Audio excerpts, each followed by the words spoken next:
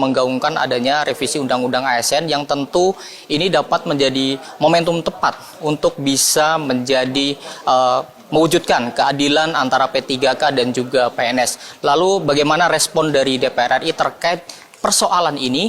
Sudah bersama saya pemirsa wakil anggota Komisi 2 DPR RI Bapak Ahmad Doli Kurnia Tanjung dari fraksi Golkar. Pak, ini ada aspirasi dari para P3K nih Pak, terkait dengan bisa disetarakan menjadi PNS. Kemudian DPR juga sedang akan menggodok revisi Undang-Undang ASN. Bapak melihatnya seperti apa? Ya, pertama saya mau menyampaikan bahwa sebetulnya revisi Undang-Undang ASN itu tadinya menurut saya tidak perlu ya, karena kan kita baru menyelesaikan ya. Itu menjadi Undang-Undang Nomor 20 Tahun 2023 dan saya waktu itu sebagai Ketua Komisi 2 yang memimpin langsung itu 3 tahun loh kita selesaikan waktu itu undang-undang itu. Jadi undang-undang itu relatif cukup baru dan waktu itu sudah mengakomodir semua hal yang krusial. Nah, yang kedua sekarang itu memang berhembus adanya revisi undang-undang tentang ASN itu ketika Mahkamah Konstitusi kemarin memutuskan lagi ada orang yang mengajukan judicial review lagi ya. Kemudian meminta supaya KSN, lembaga seperti KSN yang tadinya dihapus di dalam Undang-Undang 20 tahun 2003 itu dihidupkan kembali. Sekarang kalau kemudian ada lagi ya tuntutan seperti itu, menurut saya ini harus hati-hati ya. Kita harus melihatnya secara umum, secara makro gitu loh. Pertama apa yang saya sebut sebagai umum dan makro itu, bahwa kita memang meminta kepada pemerintah untuk melakukan penataan, ya, konsolidasi dan penataan serta peningkatan kualitas dari birokrasi kita. Salah satunya adalah penataan dan peningkatan kualitas dari ASN kita, gitu loh. Nah, tentu kita berharap ASN kita baik PNS maupun P3K itu adalah bagian dari bagaimana meningkatkan pelayanan publik. Jadi artinya kualitas dari ASN kita itu baik PNS maupun P3K itu juga harus terjamin. Harus juga diterapkan sistem meritokrasi ya, yang baik, yang berprestasi itu diberi reward gitu ya. Yang kemudian tidak perform, tidak baik kinerjanya gitu atau punya masalah ya tentu harus ada punishment-nya gitu. Nah, dan itu semua bisa dilakukan kalau misalnya dari awal ada kriteria kualifikasi, ya kan?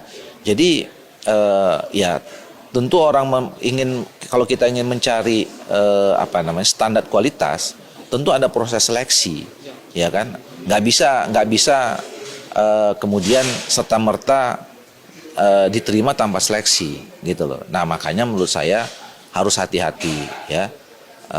Bapak-bapak dan ibu-ibu, saya kira kita harus secara perlahan, sabar gitu ya. Kami semua dan termasuk pemerintah tetap mendorong supaya bapak, ibu, tenaga honorer yang sekarang sudah diangkat jadi P3 itu terperhatikan, ya, kesejahteraannya, termasuk statusnya, ya kan. Kemudian yang kedua, tentu kita berharap kita tidak bisa mengorbankan juga pelayanan publik, pelayanan kepada masyarakat yang lebih luas, yang membutuhkan kita semua yang berada di birokrasi itu juga punya kemampuan dan kualitas yang baik dalam melakukan pekerjaan pelayanan publik itu. Nah, oleh karena itu tentu ada mekanisme untuk mencapai itu semua gitu. Berarti terakhir ini untuk mengkonfirmasi isu yang sudah terlanjur beredar di kalangan masyarakat luas bahwa sebetulnya momentum revisi Undang-Undang ASN ini adalah menindaklanjuti kembali lagi dengan putusan MK ya Pak ya, terkait dengan KASN. Belum ada kepikiran untuk merevisi Undang-Undang ASN itu menyetarakan P3K dan PNS. Iya, jadi sekali lagi saya tegaskan beredarnya informasi tentang revisi Undang-Undang ASN itu ketika mungkin 10 hari yang lalu ya, Mahkamah Konstitusi itu memutuskan bahwa KASN itu diminta atau lembaga pengawasan lah ya terhadap ASN itu dihidupkan kembali gitu. Tapi ada rencana, belum ada pembahasan sama sekali Pak di Komisi 2 untuk penyetaraan tersebut belum ada ya Pak ya? Belum. Tentu nanti ini kan baru masuk masa sidang ya. Dan biasanya kalau setiap putusan Mahkamah Konstitusi itu kan nanti kita kita bahas dulu di pimpinan, kemudian juga di Badan Musyawarah, dan kami sedang menunggu dari BKD karena sebetulnya putusan Mahkamah Konstitusi ini kan banyak ya, banyak, dan kemudian kita sedang minta list nih kepada BKD mana putusan-putusan Mahkamah Konstitusi yang memang harus kita lanjutkan untuk disesuaikan undang-undangnya gitu terhadap putusan Mahkamah Konstitusi itu. Baik, terima kasih Pak Doli dan selamat melanjutkan aktivitas kembali. Oke, saya langsung ya. Baik Pak. Dan pemirsa TVR Parlemen, itulah wawancara saya dengan salah satu anggota Komisi 2 DPR RI, Bapak Ahmad Doli, di mana tadi cukup mengonfirmasi informasi yang beredar di luar sana bahwa terkait dengan momentum revisi Undang-Undang ASN yang sedang digaungkan oleh DPR RI ini masih sebatas terkait dengan menindaklanjuti dari putusan Mahkamah Konstitusi terkait dengan KASN, dan juga tapi tadi Pak Ahmad Doli memaparkan kembali bahwa masih bisa membuka peluang terkait dengan kemungkinan untuk pembahasan terkait dengan penyetaraan antara P3K dan juga PNS. Pemirsa, sementara itu yang dapat saya laporkan. Saya Alfat Rizky, kembali ke studio.